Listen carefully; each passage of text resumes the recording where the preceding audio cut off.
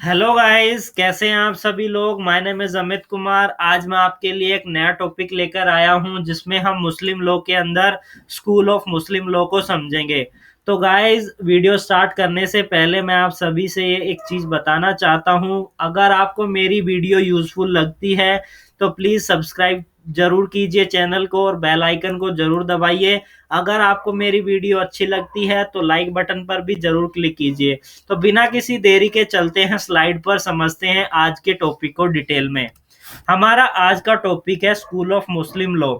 School of Muslim law को basically दो part में डिवाइड किया है। पहला है सुन्नी स्कूल और दूसरा है Shia school. School of Muslim law को स्टार्ट करने से पहले थोड़ा सा बैकग्राउंड समझ लेते हैं। प्रॉफिट मोहम्मद की डेथ के बाद मुस्लिम्स को दो पार्ट में डिवाइड कर दिया गया था, दो संप्रदायों के अंदर, जिसे हम सेक्ट्स कहते हैं। क्योंकि उन्हें प्रॉफिट मोहम्मद की डेथ के बाद एक योग्य उत्तराधिकारी चाहिए था, वर्थी सक्सेसर चाहिए था। इसीलिए मुस्लिम्स को दो पार्ट में डिवाइड कर दिया गया था, दो सेक्ट्स के अंदर, जिसमें से पहला सुन्नी सेक्ट्स थे और दूसरा शिया सेक्ट्स। इसी को बाद में सुन्नी स्कूल और शिया स्कूल के नाम से जाना जाने लगा। सुन्नी स्कूल और शिया स्कूल, इन दोनों को फर्दर पार्ट में डिवाइड कर दिया गया, फर्दर स्कूल्स के अंदर डिवाइड कर दिया गया, जिसमें सुन्नी स्कूल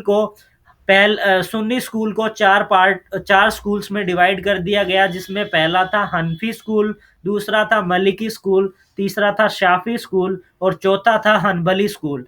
और शिया स्कूल को फर्दर तीन स्कूल में डिवाइड कर दिया गया, जिसमें पहला स्कूल था अताना अशारिया स्कूल, सेकंड था इस्माइलिया स्कूल और थर्ड था जायदी स्कूल।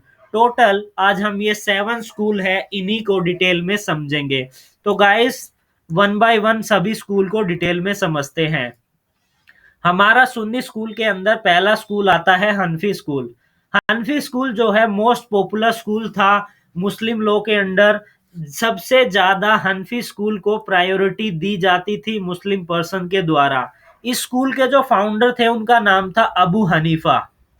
इस सेकंड पॉइंट क्या आता है, इस स्कूल को पहले कूफा स्कूल के नाम से भी जाना जाता था, क्योंकि अब्बू हनीफा का जन्म कूफा में हुआ था और वो वहीं पर रहे थे।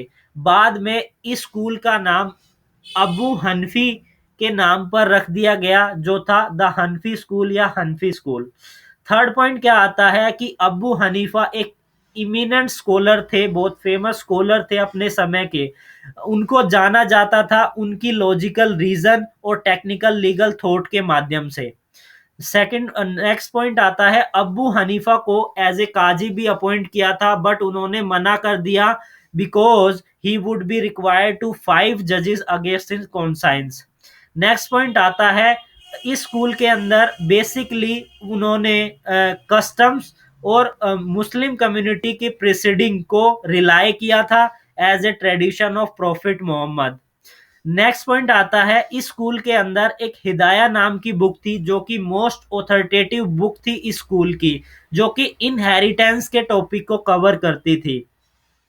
नेक्स्ट पॉइंट आता है, हब अब्बू हनीफा जो कि एक फेमस ज्यूरिस्ट थे, जिन्होंने मुस्लिम लॉ को ऑल ओवर वर्ल्ड स्प्रेड किया था।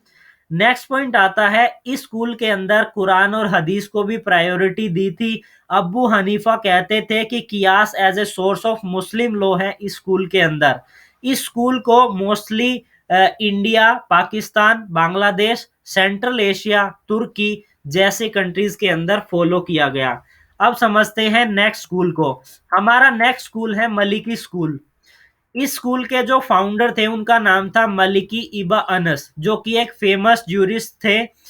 इस स्कूल का जो टाइमिंग थी वो सेम हनफी स्कूल के समय हुई थी, बट जो मलिकी स्कूल था वो मदानिया सिटी के अंदर सबसे पहले फ्लरिश्ड हुआ था। नेक्स्ट पॉइंट क्या आता है, हनफी स्कूल जिस तरीके से इज्मा को रिलाई करता है, मलिकी स्कूल ने जो है वो ओरिजिनेट हुआ था सुन्नी और हदीस से, यानी कि मलिकी स्कूल ने सुन्नी को सबसे ज्यादा प्रायोरिटी दी थी, साथ ही हदीस को भी। सुन्नी और हदीस ये दोनों सोर्स ऑफ मुस्लिम लॉ है, जो प्राइमरी सोर्स के अंदर आते हैं। प्रॉफिट मोहम्मद कहते हैं कि यह बहुत इंपॉर्टेंट सोर्स है। सोर्स ऑफ लॉ के अंदर। उसके बाद मलिकी स्कूल के अंदर इज्मा को भी as a source of law माना, जो कि एक लिमिटेड था इस स्कूल के अंदर। बाद में मलिक्स और उनके जो बाद के जूरिस्ट थे, उन्हें यह प्रिविलेज मिली इस स्कूल के अंदर कि वो जज बने और लोगों की जो प्रॉब्लम है, डे टू डे प्रॉब्लम है, उनको रिजोल्व करें। मलिकी स्कूल के जो प्रोपाउंडर थे मलिकी इब्न अनस, वो किसी भी लॉ को पास करने से पहले बेसिकली सबसे पहले वो कुरान को देखते थे, फिर ट्रेडिशन पर को देखते थे, फिर इज्मा को, फिर कियास को, उसके बाद कोई लॉ को क्रिएट करते थे। साथ ही उन्होंने कस्टम को भी अपने as a source of law additional कर लिया था। इंडिया के अंदर इस मलिकी स्कूल को फॉलो नहीं किया जाता, लेकिन जब dissolution of marriage act 1939 force में आया तो काफी ज्यादा प्रोविजन बनाए गए इस स्कूल के अंदर, जो कि प्रैक्टिस में आते हैं, जो कि वुमेन के लिए सबसे ज्यादा हेल्पफुल रहा। इसके अंदर, इस स्कूल के अंदर किताबे मुल आता, जो कि इमाम मलिक की है, उन्हें मोस्ट ऑथोरिटेटिव बुक कंसीडर किया गया इस स्कूल के अंदर, जो कि सबसे पहली बुक रिटन डाउन थी ऑन द हदीस इन इस्लाम। इस स्कूल को सबसे ज्यादा स्प्रेड आउट किया गया सेंट्रल और वेस्ट अफ्रीका में, स्पेन के अंदर और बर्लिन के अंदर। तो अब नेक्स्ट स्कूल को समझते हैं। हमारा नेक्स्ट स्कूल है शाफी स्कूल। इस स्कूल के जो प्रोपाउंडर थे उनका नाम था अश शाफिया, और उन्हें मोहम्मद बिन इब्राह शाफी के नाम से भी जाना जाता था। इस स्कूल का जो पीरियड था वो 767 एडी से 820 एडी तक था। यह जो थे इमाम मलिक के स्टूडेंट थे, मदानिया के, और इन्होंने अबू हनीफा के जो चेले थे, डिसिपल्स थे, उनके साथ काम करना स्टार्ट किया था। यह स्कूल मलिकी स्कूल और हनफी स्कूल दोनों के कॉम्बिनेशन को भी बताता है। इस स्कूल के अंदर इज्मा, that is interpretation of jurist, जो कि एक इंपॉर्टेंट सोर्स था लॉ का, उसे माना गया शाफी स्कूल के अंदर। साथ ही इन्होंने कस्टम्स को भी प्रायोरिटी दी। शाफी स्कूल के अंदर कियास को as a source of law माना, जो डिपेंड करता था लोगों की एनालॉजिकल इंटरप्रिटेशन पर, और इस स्कूल से जो ओरिजिनेट हुआ था। नेक्स्ट पॉइंट आता है साफी स्कूल, जो कि साफी स्कूल ने सबसे पहले शामिल किया था यूजुली और लॉ के प्रिंसिपल को अपनी बुक कुताले उल इम के अंदर।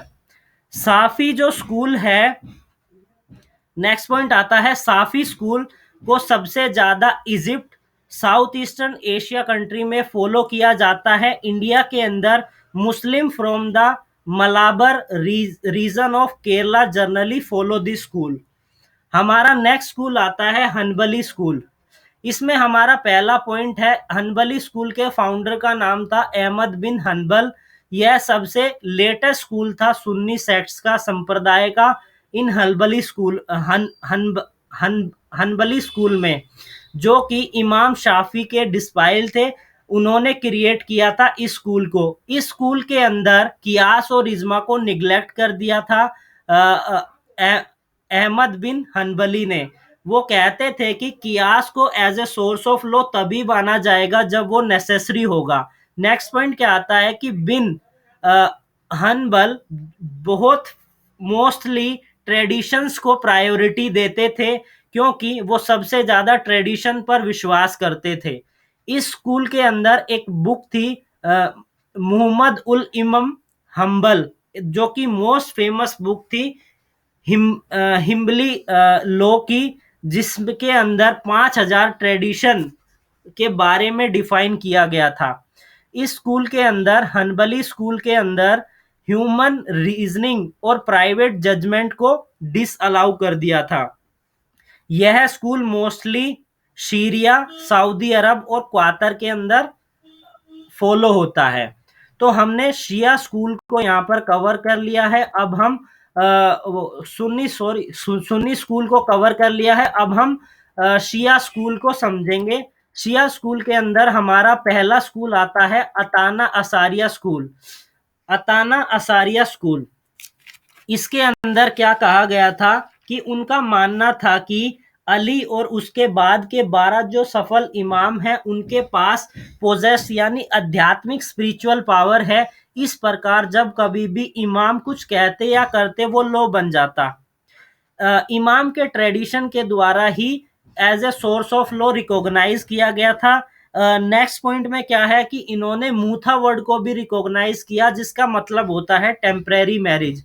इस स्कूल के अंदर दो सेक्स को एग्जिस्ट करते हैं, यूजुल्ला और दूसरा हमारा सेक्स था अखाबेरी अकबरी सॉरी। यूजुल्ला का मतलब होता है who give practical and Akbari who rigidly follow the tradition of इमाम। यह जो स्कूल है अताना असारिया स्कूल, यह बेसिकली इंडिया, इराक, लिबानन, पाकिस्तान और ईरान के अंदर फॉलो होता है। हमारा नेक्स्ट जो स्कूल है वो है इस्माइलिया स्कूल। इस्माइलिया स्कूल के अंदर क्या कहा गया, उन्होंने माना कि